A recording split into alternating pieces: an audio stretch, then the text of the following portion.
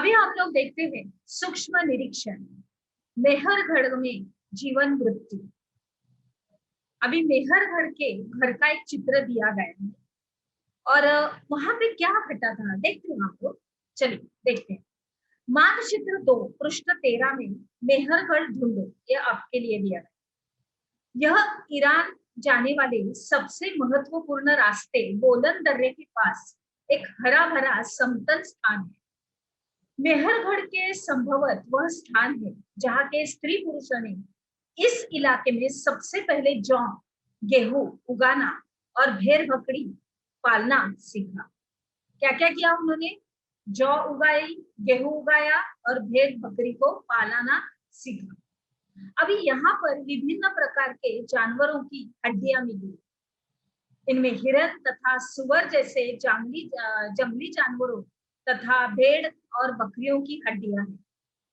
मेहरगढ़ में इसके अलावा चौकर तथा आयताकार घरों के अवशेष भी मिले हैं और प्रत्येक घर में 4 या उससे ज्यादा कमरे हैं, जिनमें से कुछ संभवत भंडारण के काम आते होंगे। यानी जमा की गई जो भी अनाज है उसमें उस भंडार में वो रखते थे, उस कमरे में वो लोग रखते थे। आगे जाते हैं। आगे देखते हैं कि मेहरगढ़ में इसके अलावा चौकोर तथा आयताकार घरों के अवशेष भी मिले हैं। प्रत्येक घर में 4 या उससे ज्यादा कमरे हैं और जिनमें से कुछ संभावित भंडारण के काम आते हैं। अभी मृत्यु के बाद सामान्यतया मृत्यु के संगे संबंधी उसके प्रति सम्मान जताते हैं। लोगों की आस्था है कि मृत्यु के बाद भी जीवन होता है, इसलिए कब्रों में मृतकों के साथ कुछ सामान भी रखे जाते थे, वो भी मिले हैं। क्या क्या मिला है देखते हैं। मेहरगढ़ में ऐसी कई कब्रें मिली जाती है। एक कब्र में एक मृतक के साथ एक बकरी को भी दफनाया गया था। संभवत इसे परलोक में मृतक के खाने के लिए रखा गया होगा।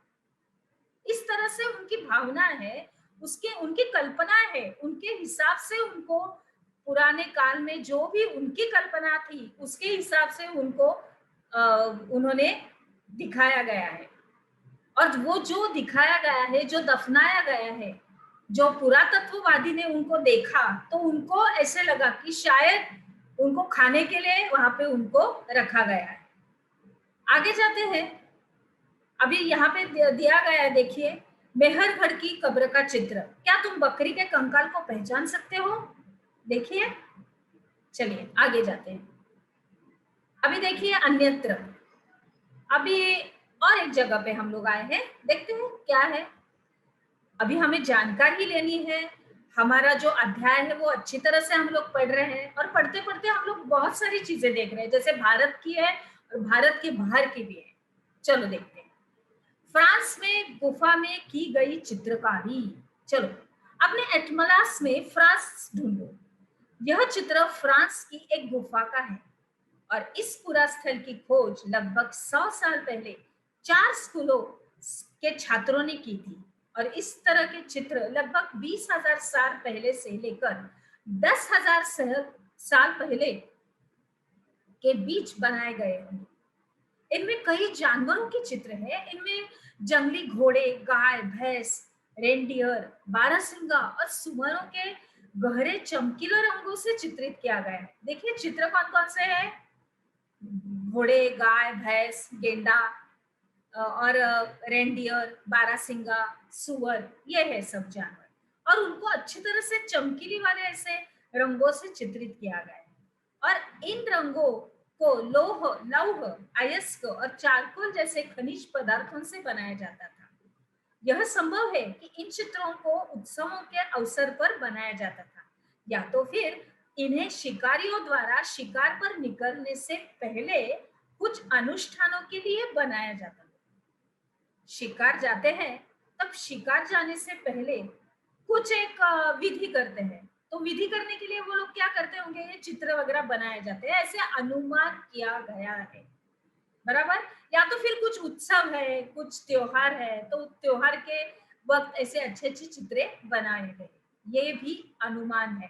मतलब किया गया है, कल्पना है कि कुछ ना कुछ तो इसी दौरान ये बनाया गया होगा। ठीक है, हम लोग अभी आगे चलते हैं।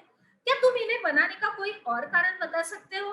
तुम्हारे मन में क्या आता है कि इन्हें बनाने के लिए और क्या-क्या कारण हो सकते हैं? और उसी का जवाब आपको अपनी कॉपी में बराबर से लिखना है। आगे चलते हैं। एक नवपाषाणिक पुरास्थल। एटलस में तुर्की ढूंढो। नवपाषाण युग के सबसे प्रसिद्ध पुरास्थलों में एक चतार युग तुर्की में है और यहाँ दूर दराज स्थानों से कई चीजें लाई जाती थी और इनका उपयोग किया जाता था। जैसे सीरिया से लाया गया चकमक पत्थर, लाल सागर की कौड़िया तथा भूमध्य सागर की सिपिया। और ध्यान रहे कि उस समय तक पहिए वाले वाहनों का विकास नहीं हुआ था। लोग सामान खुद या जानवरों की पीठ पर लाद कर ले जाया करते थे। अभी यहाँ पे कुछ उपयोगी शब्द आपको दिए गए हैं। अखेटक का मतलब क्या है? खाद्य संग्रह, पुरास्थल, उद्योग स्थल, ये ऐसे कुछ चीजें दी गई है। ये आप अपने कॉपी में सब कुछ लिखिए, ये उपयोगी शब्द। अभी यहाँ पे एक सवाल भी दिया गया है कि बताओ कि कौड़ियों तथा सिपियों का क्या उपयोग होता होगा। चलिए देखते हैं क्या है। यह आपको अपनी कॉपी में लिखना है। आगे जाते हैं। कल्पना करो, तुम आज 12,000 साल पहले पत्थर की एक गुफा में रहते हो। बच्चों देखो, कल्पना करो कि तुम एक पत्थर की गुफा में रहते हो और पृष्ठ 14 पर देखो, तुम्हारे मामा गुफा की एक भीतरी दीवार पर चित्र बना रहे हैं, तुम्हारे मामा जी, और तुम उनकी सहायता करना चाहते हो। तुम रंग बनाओगे, रेखाओं खींचोगे या तो फिर उनमें रंग भरोगे। तुम्हारे मामा कौन कौन सी कहानियां सुनाएंगे? दिया गया है, आप लोग इसका उत्तर जरूर अपनी कॉपी में लिखिए। आओ याद करें। आगे देखते हैं। इन वाक्यों को पूरा करो। ये कुछ आपके सवाल है आपके अध्याय के नीचे वाले, ये आपको अपनी कॉपी में अच्छी तरह से लिख के उनके जवाब बराबर से लिखने हैं। आगे जाते हैं। आओ चर्चा करें में के कुछ प्रश्न है। यहाँ पे कुछ तिथियां दी गई है, वो तिथियां आपको अपनी कॉपी में लिखना है। और यहाँ पे लिखा गया है कि अखेटक खाद्य संग्राहक एक स्थान से दूसरे स्थान पर क्यों घुमा करते थे और उनकी यात्रा आज की हमारी यात्राओं के कारणों में क्या समानताएं हैं और इसमें क्या भिन्नता है। दूसरा है, अखेटक खाद्य संग्रह आपका उपयोग किन किन चीजों के लिए करते थे? क्या तुम आज आपका उपयोग इनमें से किसी चीज के लिए करोगे? और आखिरी है, कृषकों और पशुपालकों का जीवन अखेटक खाद्य संग्रहों के जीवन से कितना भिन्न था? 3 अंतर बताओ। बरोबर। चलो अभी हम लोग आगे बढ़ते हैं। चलिए अभी हम लोग आगे बढ़ते हैं। माफ कीजिए, एक ये चला गया। आओ करके देखें। इसमें ऐसे 2 काम लिखो जिन्हें आज महिलाएं और पुरुष दोनों भी करते हैं, और वो ऐसे काम बताओ जिन्हें सिर्फ महिलाएं करती है और 2 वे जिन्हें सिर्फ पुरुष ही करते हैं। अपनी सूची को अपने 2 साथियों की सूचियों से तुलना करो। क्या तुम्हें इनमें से कोई समानता या भेद दिखाई दे रहा है? आपको लिखना है।